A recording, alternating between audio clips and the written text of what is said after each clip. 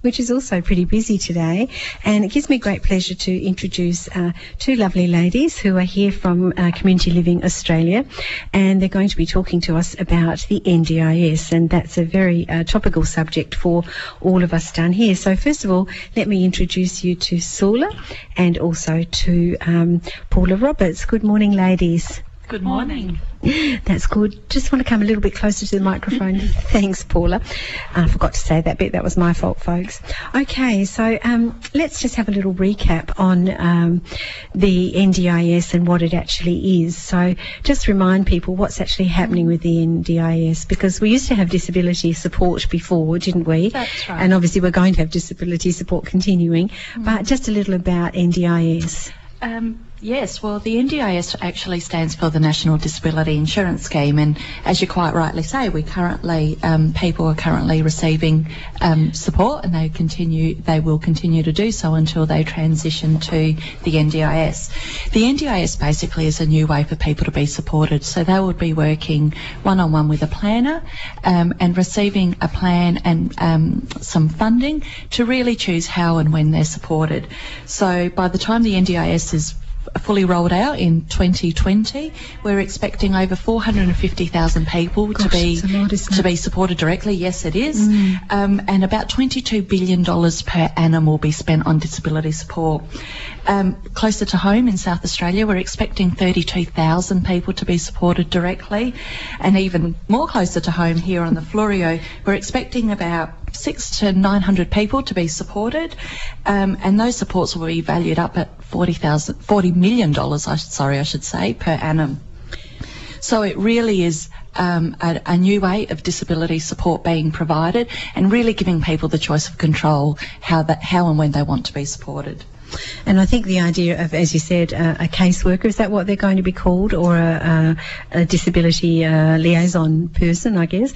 I think that's a really critical role, isn't it, for people who don't particularly understand the ins and outs of the paperwork and want to be sure that they just do have funding and can understand clearly where it is, you know, they have choices and what that actually means, because it's all very well to have a choice, but you're not quite sure what you can choose sometimes. So you don't know what you don't know, is what I'm saying, I guess. You've absolutely hit the nail on the head, and that's something that we've been working on at Community Living Australia. So people will be working with a planner from the agency, so a government body, to develop their plan. But one of the beauties around the NDIS is that people will also be supported to put their plan into action if that's what they feel they need. Some people can run with it themselves, and that's wonderful, but like you quite rightly point out, other people need that additional support, and that support will be funded as well. Sure. So now, Paula, your role is just a new one as regional manager for this district, and it's quite a big area, isn't it? The Fleurieu, the South Coast, and then the Southern Metro as well. So I was just saying off air, probably spending whole life, you know, in the car going from one place to another. There is a lot of driving in the role, and my region also covers Kangaroo Island. But of course it's important to do that driving, to get out and about, to be able to visit our clients and their families, and also to support our workers. Now, whereabouts is the NDIS actually up to at this very moment? Like, what's currently happening, and when does it become available to local people here on the Fleurieu and the South Coast region? So the NDIS is being rolled out nationally and in different ways. Here in South Australia, and more specifically for people on the Fleurieu, it will be available from 1 January next year. Okay. That said, we know that people are already being contacted by the agency and plans are being developed, but people will start to roll over, and by people I mean adults, because we've already had children and young people already enter the scheme, but adults will be able to enter the scheme from 1 January.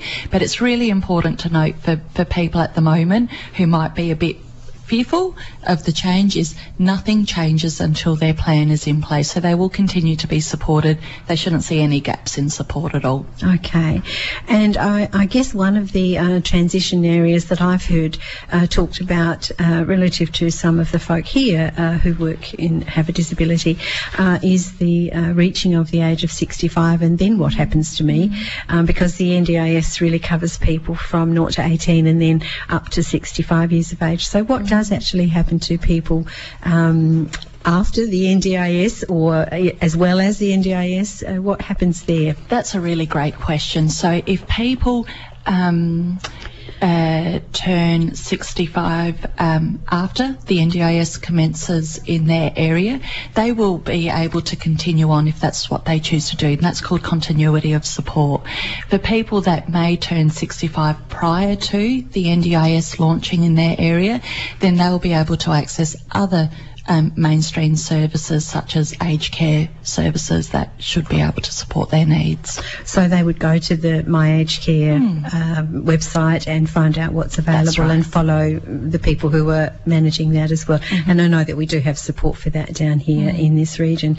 So how does the NDIS actually affect our region and what's your role with Community Living Australia? What are you doing down in this area to support people? That's a really, really good question as well. You've got the great questions today. So the NDIS, in terms of affecting the region, we see a lot of upside, if we can call it that. Finally, a lot of people that have been waiting for services and supports will be able to access support. So that's really, really important. The other benefit to community we think as a whole is there's some wonderful employment opportunities that are resulting from the NDIS. In a lot of areas, it is expected that workforces will have to double to meet the demand. So a lot of people who may not have thought of disability support as a career choice can now look to that. And, you know, from our experiences as well, and knowing what we know about our own staff, it's something that they really enjoy doing, and the breadth and diversity of the role is only really limited to what the client's needs are and imagination. In terms of how we're supporting people more locally, we are providing a number of pre-planning tools and supports through workshops, pre-planning workbooks, one-on-one meetings to help people get ready for the NDIS.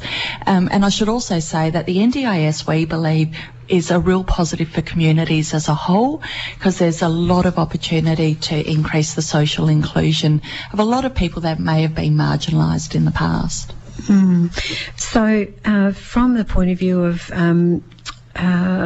getting to workshops or having access to the tools and the things that you were just talking about, so really using your service, and I guess for us particularly, Paula will be the face, one of the faces that we would refer to.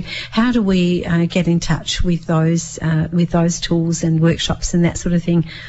So people can contact us by calling 8536 5888, or they can send us an email at info@claust.com.au.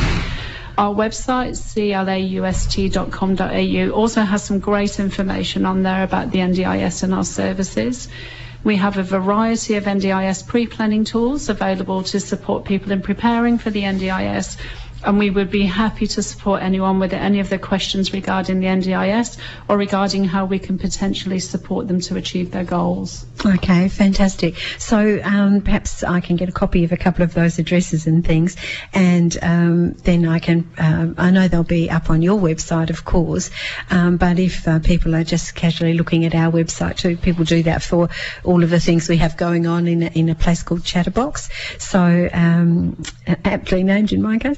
So we'll put them up there as well, and really encourage people to get online and have a look. So it would be possible, if people don't have access to a computer, which is often people don't have that, we always suggest that they can ring into the station, but we would just get them to ring your Community Living Australia organisation and chat to somebody there. That would be the optimum thing to do, wouldn't it? Okay, sure. So let me think about questions for you. Any other main sort of areas that we haven't covered just right at this very moment? I'm just trying to think. How about people living with a disability or their friends or family in the local region? If they have any main questions, I guess, contact you at those numbers that we've said. I'll just give you that number again, folks, 8536 5888, or you can send an email to info@claust.com.au, and that stands for Community Living Aust. which is pretty self-evident really, but I thought I'd just tell it to you. And you can go to the website at claust, so claust.com.au, and great information there about the services, the start dates, where you can contact people. And if you are looking for work and are interested in having a chat to somebody, I'm sure you would be able to do that on those same numbers and at those same addresses. Sure. Okay, so ladies, lovely to meet you, and I hope I get to see you again and that you'll come and talk to us periodically. Likewise, I look forward to it.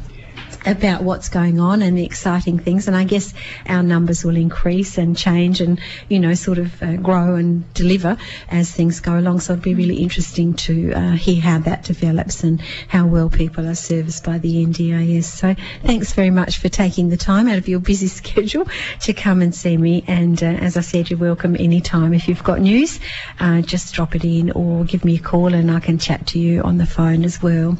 Okay, so I've been talking with Soula and also with Paula Roberts, the new Regional Manager for Community Living Australia, and the delivery of the NDIS.